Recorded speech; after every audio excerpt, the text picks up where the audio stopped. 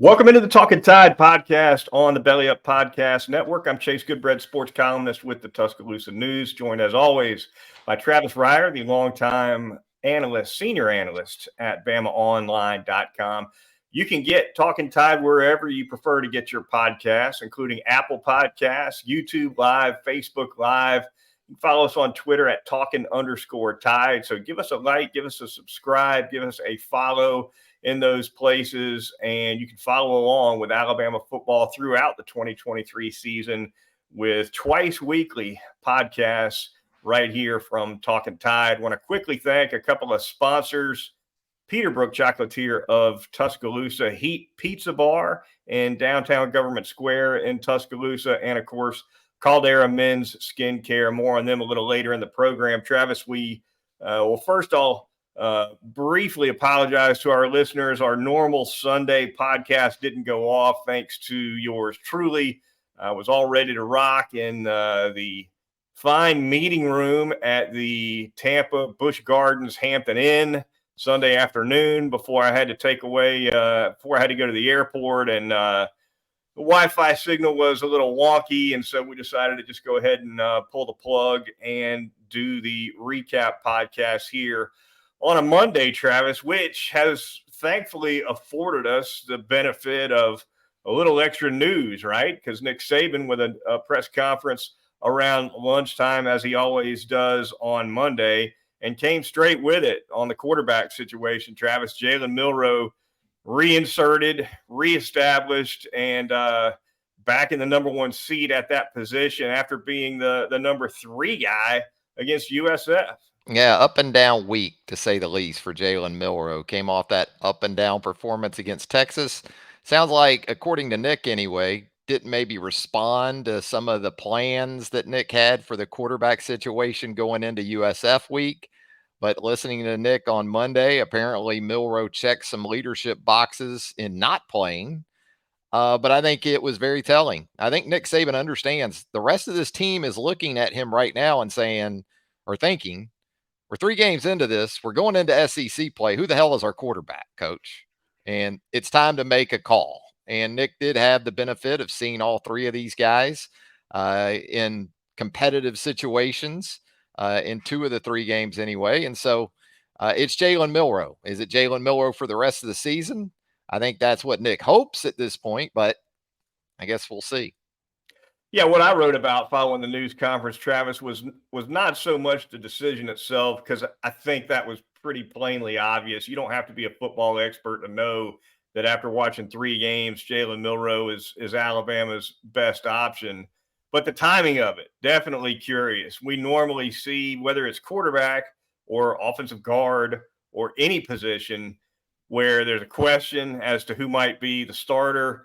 Typically what we see from Nick Saban is, well, we'll see how they practice, right? That's what he'll tell you on a Monday on such things most of the time. You might hear something from him on his Thursday night radio show that gives you a little clue.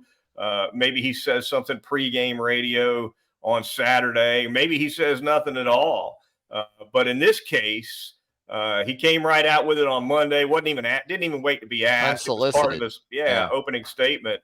And I can't help but think, Travis, that this has something to do with the mindset, not only for Milroe, but the team too, to know going into this from the outset of the practice week that this is our guy.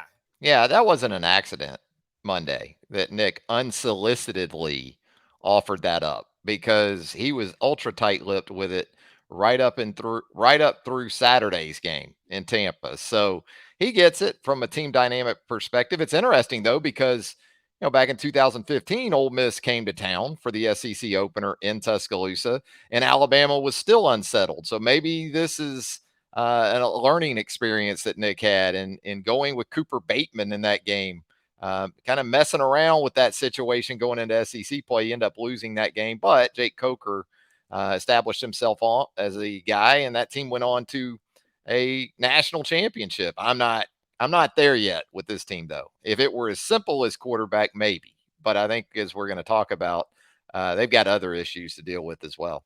Yeah, they absolutely do, especially on the offensive side of the ball. One of our viewers asking now, is Ty Simpson the number 2 at this point, Travis? I think if you base it off the USF game, I think Yeah. you'd have to say he probably is.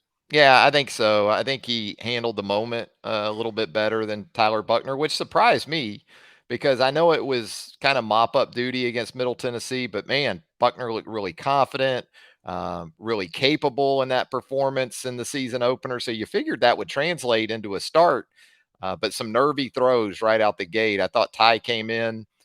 He was a little bit unsteady himself, but in that fourth quarter, when that offense started to seem to be hitting its stride, mostly because of the run game, but he had the explosive play to CJ Dupree. I agree. I think right now you have to think it's Ty Simpson. And now, whatever you think of your number 3, maybe it's Dylan Lonergan that you move up a spot and start really trying to integrate him more into the offense and not so much from a scout team perspective week to week. Yeah, that's going to be interesting to watch as well. I think, obviously Buckner's run was weak to say the least. I think he had 5 possessions. They all ended in a punt. He did not look comfortable. It was there were accuracy issues for sure. He just did not look comfortable back there at all. I will say this: if there's one thing you can say about Tyler Buckner's performance, all 5 of USF's sacks came on Simpson, but Simpson isn't the only one that got heat, right? So Buckner definitely has, I think, an understanding, and probably a better understanding than, if we're just basing it off the USF game. Seems like he's got a real good understanding about getting the ball out quick when the pass rush is on top of him, right? Sometimes too quick, maybe, and sometimes maybe not to the right guy. But you know, there was definitely a sense of urgency for Buckner to get the ball out that maybe we don't see so much from Milroe or Simpson. Yeah, I think too.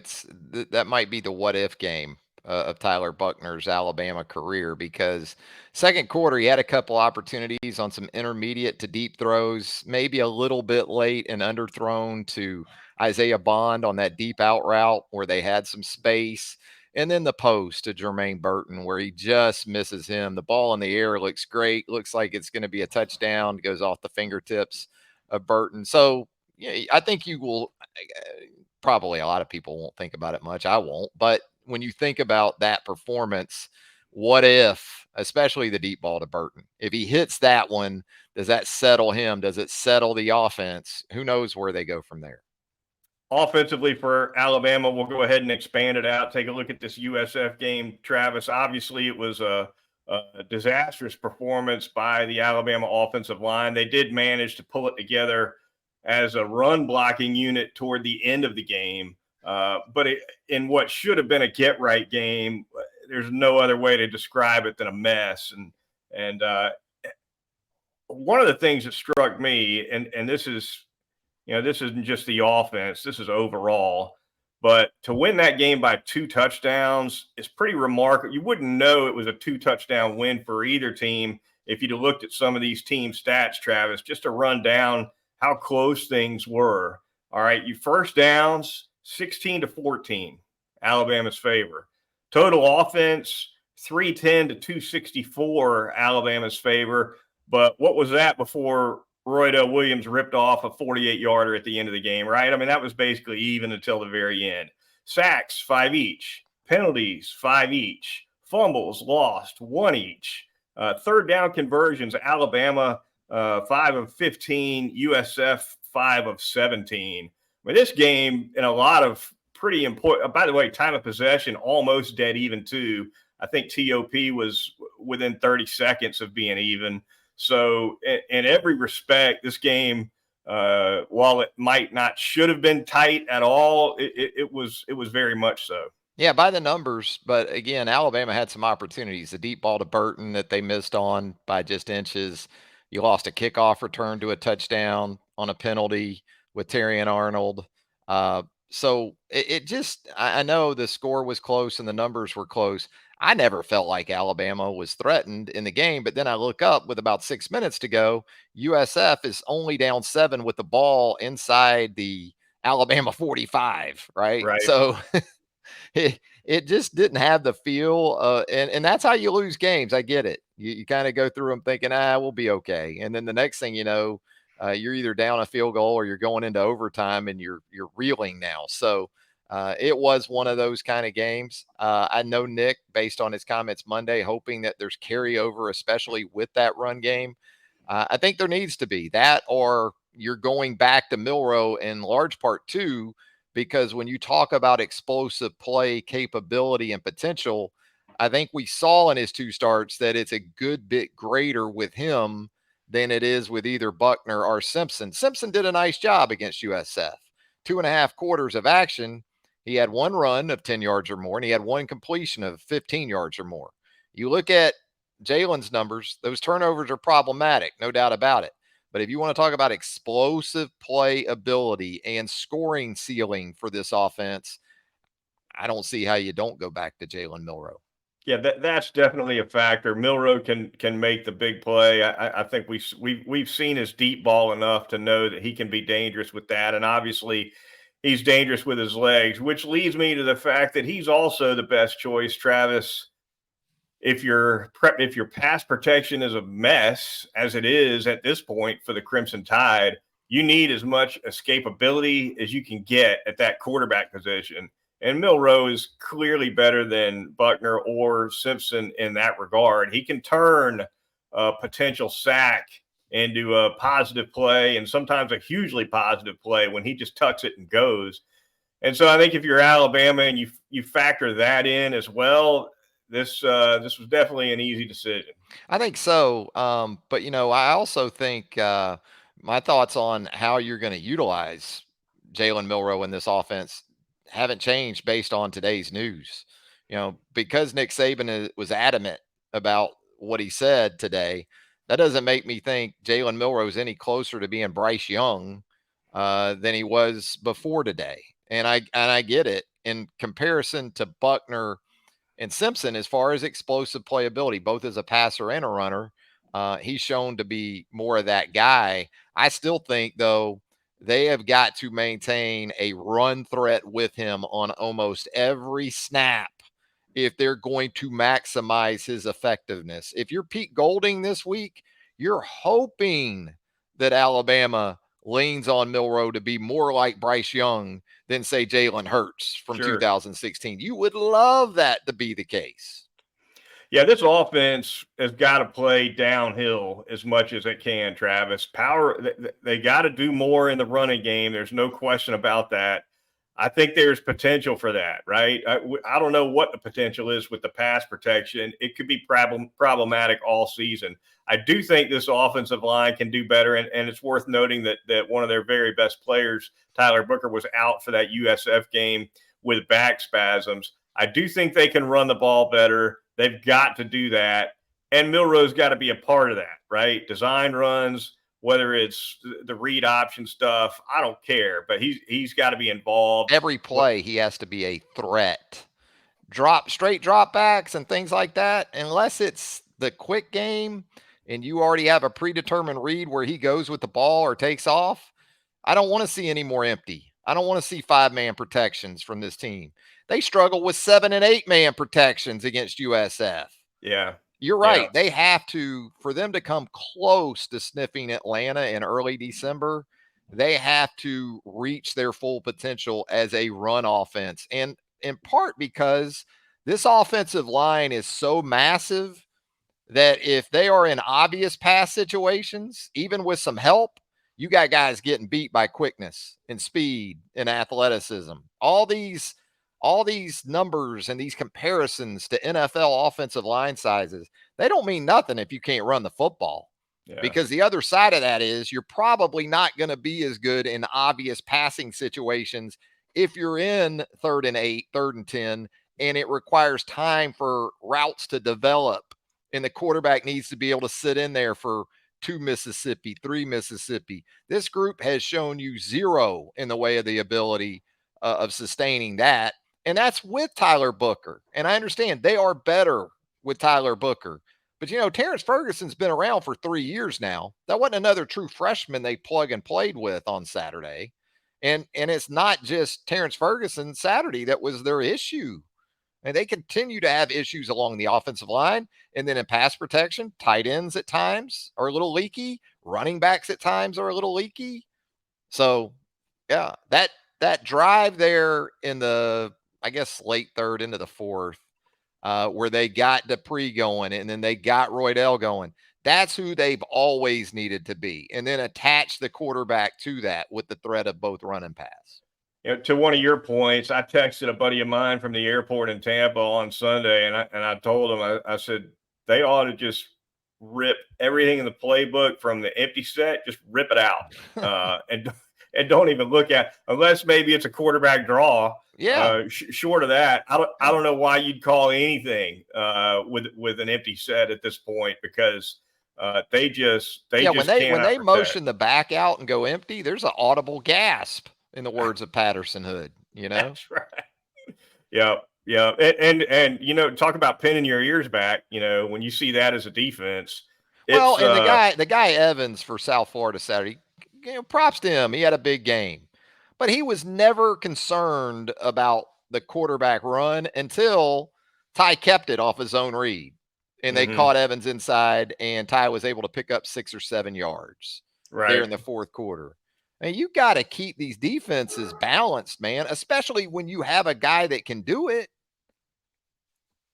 No question. All right. Kind of lost in all this, Travis, was an outstanding performance by the Alabama defense. Gave up 3 points against the South Florida Bulls. Carried the team on a day when it needed to be carried by somebody. The defense stepped up to that task. They ended up getting a lot of plays in the backfield, 5 sacks. Dallas Turner, an especially big game. I think he had 2.5. You commented, I think, in the midweek or last week ahead of this South Florida game that you expected to see Alabama, which didn't do anything to Texas in terms of negative plays, kind of turn that around against US and be disruptive in the backfield, especially in pass rush. We definitely saw more of that. Yeah, we did. Again, as we talked about last week, I mean, Florida A&M had 13 tackles for loss against USF and 6 sacks. So, if you don't kind of hit 5 sacks and 10 tackles for loss and you're Alabama, you're going to be a little concerned. But they did what they needed to do. And I thought, as much as anything, the intensity was good from the opening snap. It felt like the defense took some ownership, some accountability for, okay, we understand that the quarterback situation and the offense might be a bit of a wreck right now. We're okay with that. We'll carry things until those areas can get up to speed. So that was good to see. And they were able to do what they needed to do and contain Brown enough. Although you still had a couple of those 3rd and long, 2nd and longs that drive you crazy where he breaks contain. And I think it's getting to the point, similar, Chase, to the quarterback situation, that inside linebacker spot opposite Deontay Lawson, need to get that figured out. I don't know how long you can keep going with playing 3 guys. I don't see that as being beneficial to the defense as a whole. I don't either. Definitely when Brown decided to go ahead and break for it, Alabama had trouble containing him. There were a lot of missed tackles in that regard. Maybe caught some guys caught out of position. He was able to convert a couple of big first downs. Probably not the greatest game for Jihad Campbell, certainly at one of those linebacker positions. And so he and Marshall, you may see that thing settle into one guy pretty soon. I think you're right. I think it might benefit the team if so. Yeah, and understanding Jihad had an injury, going into the season that he's still trying to work through. So perhaps if that hadn't happened, he would be the guy, and we wouldn't be having this discussion. But I thought the defensive line was fine. It kind of is what it is, especially without Jaheim Otis. It was good to see some young guys get some opportunities. James Smith had a big fumble recovery. And in a game in which you expected your edge guys to have big games, Dallas Turner, Chris Braswell, Quindarius Robinson, I thought they all did that. All right, the Talkin Tide podcast on the Belly Up Podcast Network. Going to thank a couple of sponsors here really quickly. Going to start by telling you all about Heat Pizza Bar in downtown Tuscaloosa, recently named by the Alabama News Center as one of the top pizzerias in the entire state. Also, a favorable rating from Dave Portnoy, the Barstool Sports mogul, dropped in on Heat a couple weeks ago, had a positive review as well. And, Frank Fleming's staff over there just does a great job, not only with the pizzas, but the salads, the appetizers. They've got a full bar over there, super atmosphere, easy parking as always. It's right there where the public parking garage is in Government Square. You can't beat it. And they've got some daily specials too, including that Thursday special from 2 to 6 p.m. You can get a pepperoni pizza for just $8 and $3 off on cocktails between 11 a.m. and 10 p.m. Downtown Government Square. Remember, it's Heat Pizza Bar.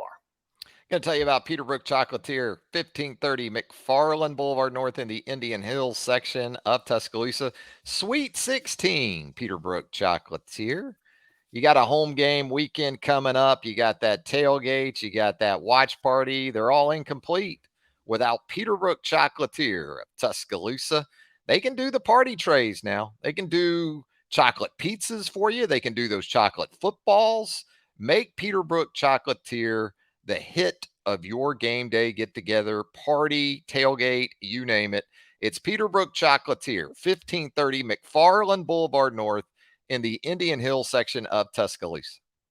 Finally, going to tell you about Caldera Men's Skincare, available now to our listeners at a discount with the promo code TIDE. Just go to calderalab.com/TIDE and get a 20% discount. Now, if you live in Alabama, the sun can be awful hard on your face. You got to take care of it. I've been working with Caldera here over the last several weeks since they sent Travis and I a package of 4 products. One of them, the Clean Slate, of course, is an outstanding morning cleanser. They've got a base layer that's more of a moisturizer. They've got the Icon for those bags under the eyes, and the Good. They work together as a team. It's an outstanding line of products. Check them all out at calderalab.com/TIDE. And again, Caldera offering 20% off to our listeners with the discount code TIDE, TIDE. Once again, it's calderalab.com/TIDE. All right, Travis, before we close things out here on the program, a look back around the Southeastern Conference. Definitely the big game, Florida and Tennessee. The Vols go down to Gainesville, and the Swamp just does something to those Vols, Travis. It's a tough place for them, and they got upset. Really a signature win for Billy Napier, his biggest win yet. I don't think there's any question about it, and one that Billy Napier absolutely needed in terms of the capital he's got with that Gator fan base. Absolutely, especially when you're writing that platform of program builder, which is all well and good. And Napier, by all accounts, especially when looking at this 2024 class, in a great spot on the recruiting trail. But you still got to be able to mix in a game or two of hope for the fan base that keeps them going between the recruiting classes. And that's exactly what he got Saturday night. Graham Mertz, you talk about transfer portal guys, been huge for Florida coming in at the quarterback position, but it's still largely about the improvement that team's made on the defensive side of the ball. How about Austin Armstrong, the brief linebackers coach at Alabama, now the DC at Florida, doing some good things. And then those running backs, that tandem that Florida has in the backfield with Etienne leading the way, very dynamic in that regard. Fisticuffs toward the end of that one. We heard about some suspensions come down right before we went on the air here, Travis. The SEC announced that 4 or 5 guys, most of them, I believe, Gators, are going to be sitting out a half. As it turns out, both teams are going to be taking on non-conference foes this coming week, where the suspension losses likely won't be missed. But hey, when guys start dropping gloves out there, Travis, and looking like Mike Tyson on each other, that could be fun. Yeah, I did get a little chippy there at the end. I think Heupel was using some timeouts or something, and it's like, get the game over, man. It's over. Get on the bus, go to the airport, back to East Tennessee. LSU absolutely blasted Mississippi State in Starkville. Georgia got by South Carolina by 10. Once again, Travis, and this isn't the first time we've seen this year, the Bulldogs came out kind of flat, and things were looking really hairy with the Gamecocks at halftime, but pulled it together in the second half and got it done. They did. Methodical, reminiscent again of Alabama of old. Even when Alabama in years past would come out a little bit on the flat side, maybe not prolific offensively, that war of attrition eventually takes over against a team like Georgia, and they end up outscoring South Carolina 21-0 the rest of the way. So that was relative to a lot of the teams coming up on Georgia's schedule. That was a hurdle, although the cocktail party looks a little bit bigger after that Yes, Florida win over Tennessee. no doubt about it. All right, before we get out of here on the Talkin Tide podcast, going to give that two deep tumbler a quick spin, see who comes out of it. The tumbler, as we have learned, Travis, has a way of springing names Goodbread's got his safety goggles on. We've talked about. It's attacked by the tumbler. There we go.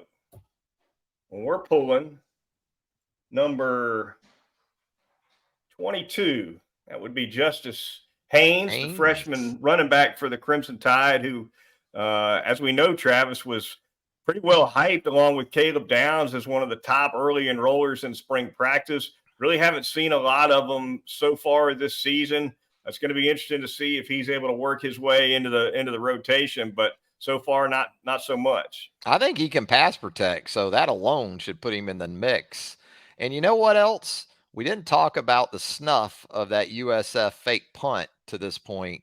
And Justice Haynes was right in the middle of that on the punt return team for Alabama.